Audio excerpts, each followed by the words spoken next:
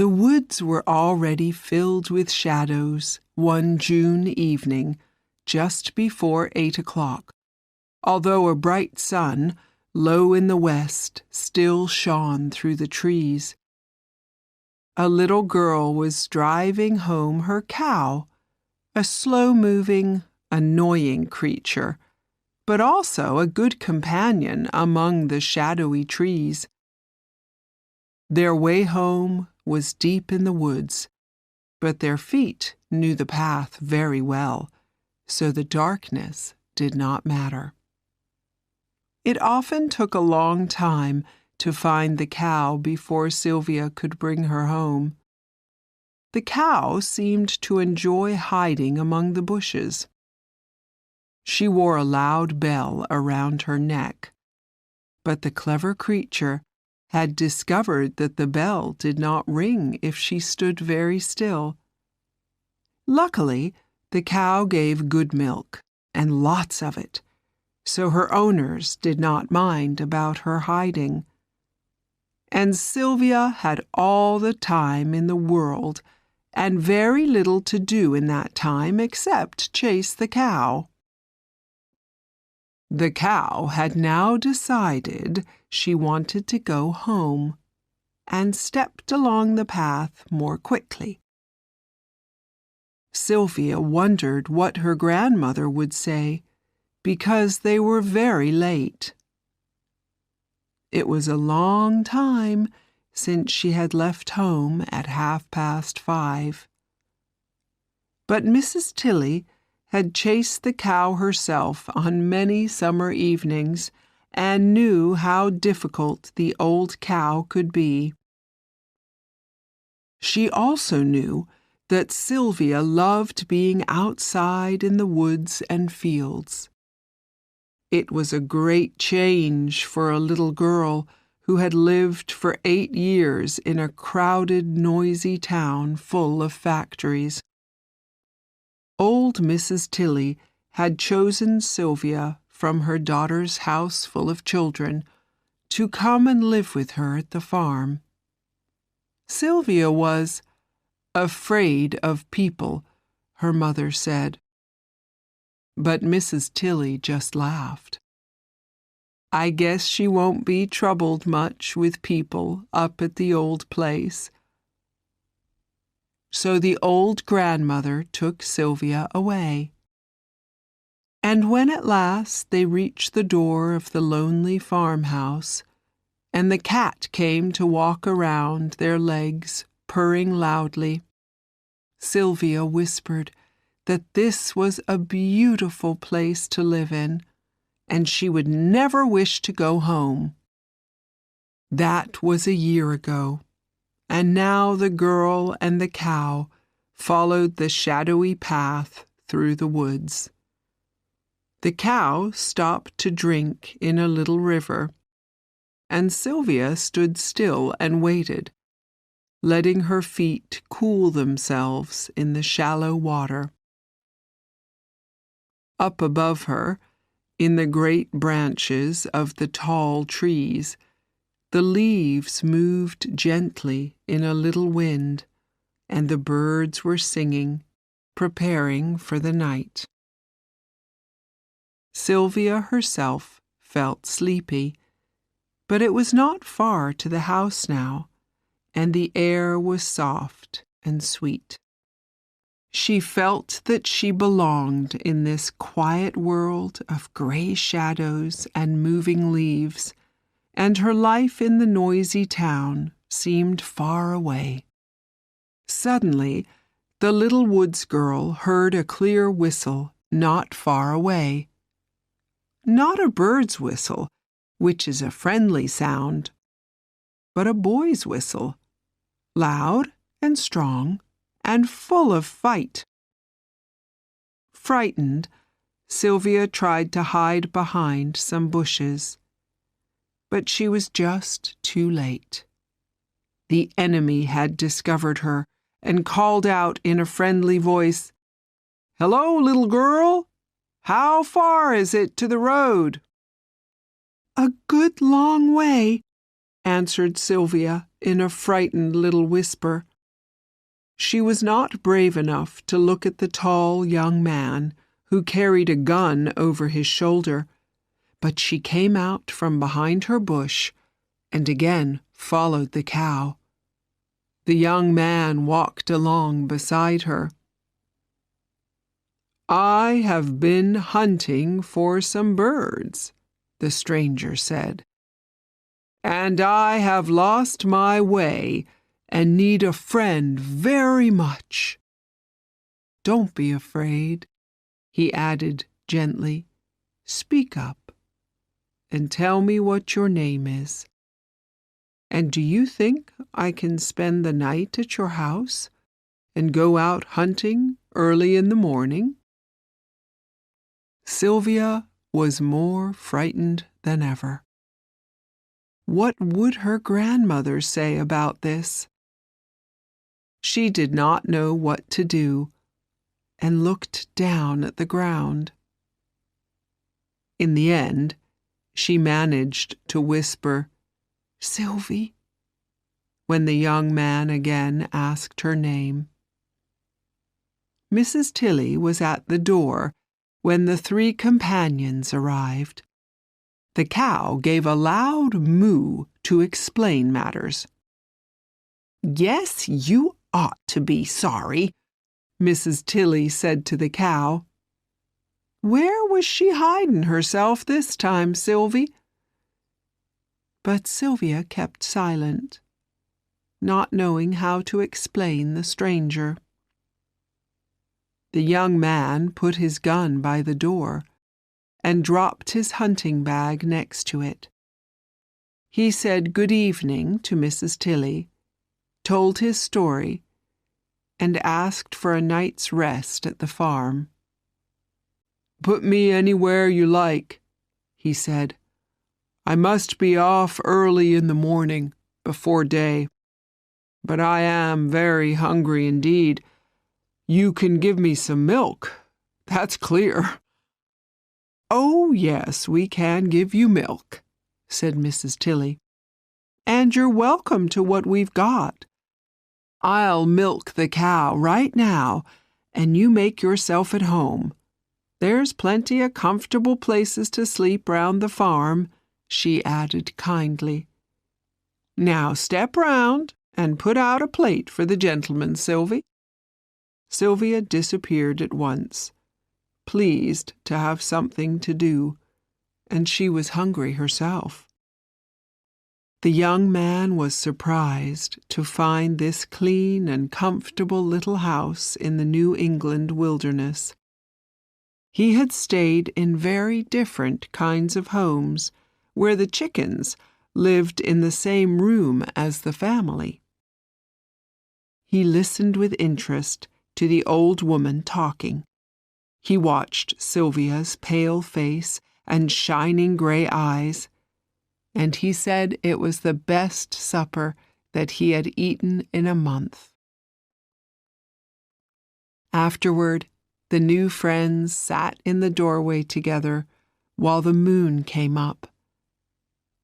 "I've buried 4 children," Mrs. Tilley told the young man. "Sylvie's mother and 1 son are all the children that I have now. Dan, my boy, was a great hunter. He was always out in the woods. Sylvie is like him. She knows all the woods and fields, every tree and bush. The wild creatures think she's one of them. The squirrels will come and eat right out of her hands, and all kinds of birds. She knows all of them, just like Dan." "He's been gone for years," she said sadly. "Dan and his father, they didn't get along."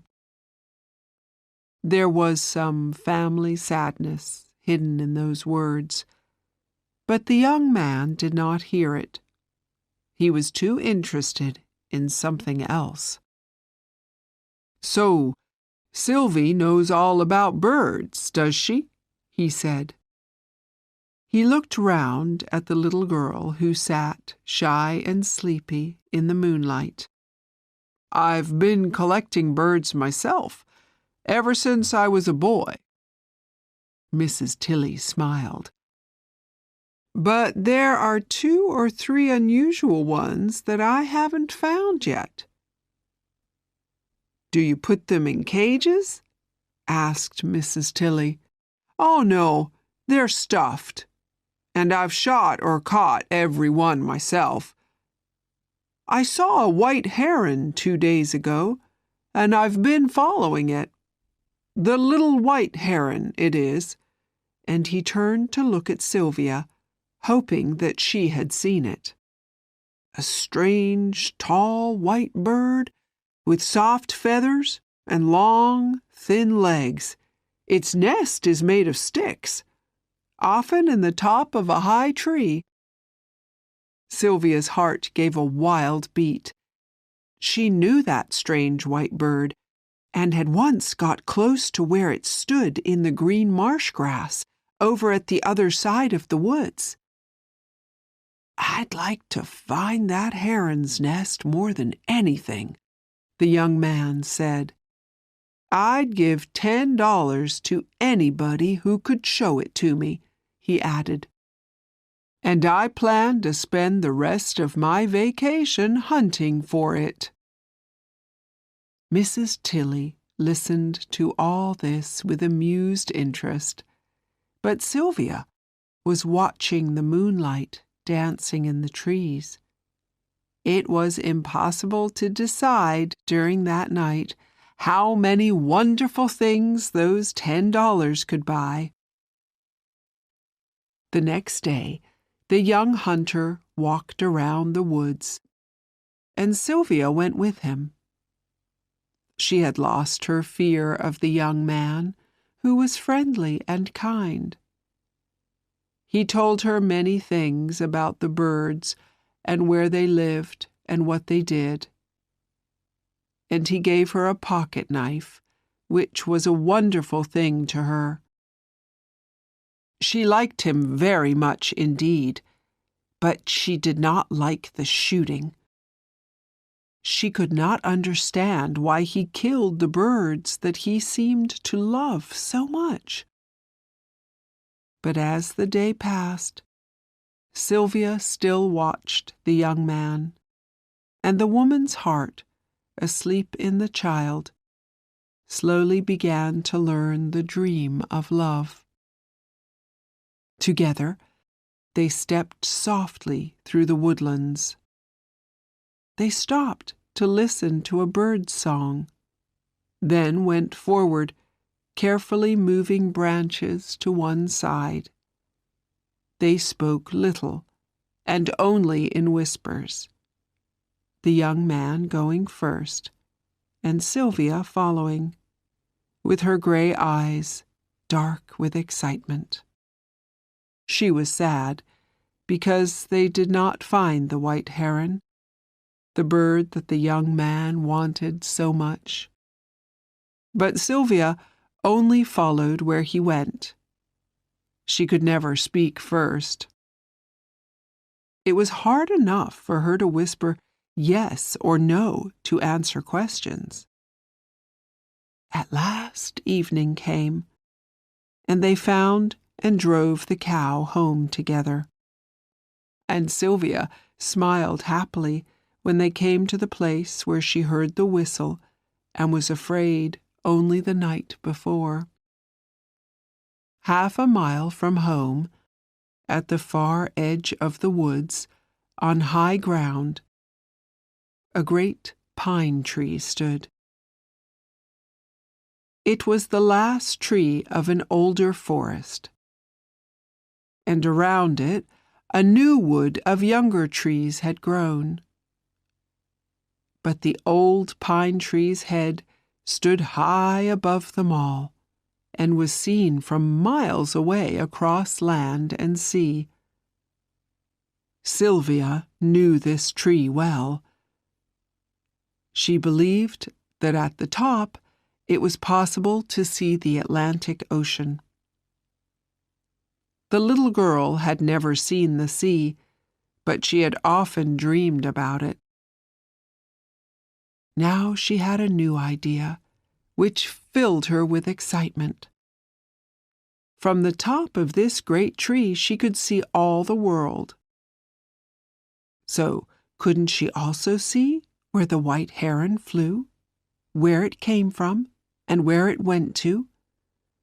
She would see where it flew into the trees, and she would remember the place and find the hidden nest.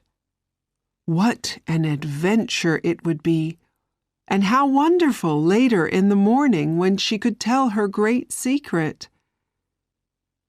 The young hunter and the old grandmother slept deeply that night, but Sylvia lay awake, waiting for the short summer night to pass and her great adventure to begin.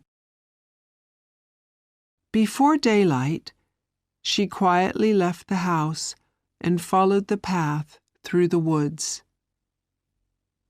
The birds were making their first sleepy little calls, but Sylvia was thinking only about the great change that had come into her dull little life.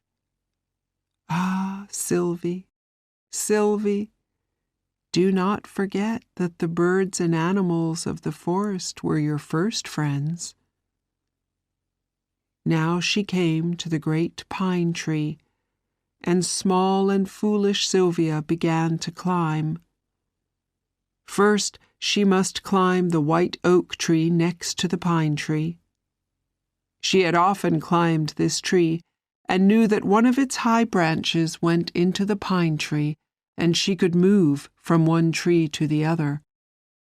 She made that dangerous crossing safely, and now began to climb the pine tree itself, using all her fingers and toes to hold on. The way was harder than she thought. She must reach far and hold fast. A red squirrel, coming down the tree, stopped in great surprise when it saw her, and then ran away along a branch. Bravely she climbed upward. Light was just appearing in the eastern sky, and the small songbirds began to sing their welcome to the new day. Higher and higher Sylvia climbed. Her fingers ached from holding on, and the roughness of the branches hurt her feet. But on she went. Perhaps the old pine tree welcomed this stranger among its branches, and loved the brave, beating heart of the gray-eyed child. At last, Sylvia's face appeared like a pale star, and she stood, tired and aching, but bright with victory, high in the treetop.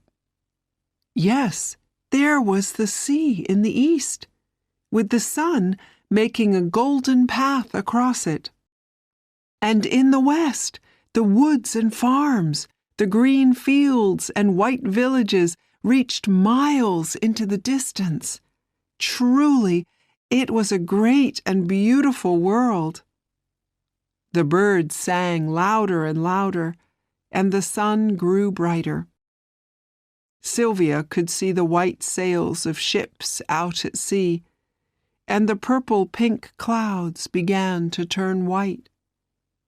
Where was the white heron's nest in this sea of green branches? Now look down, Sylvie, to where the green marsh lies between the trees.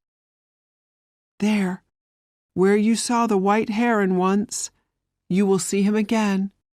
Look, look! Something white is flying upward from the dead hemlock tree by the green marsh. It comes higher and higher and flies past the great pine tree, its white wings beating slowly.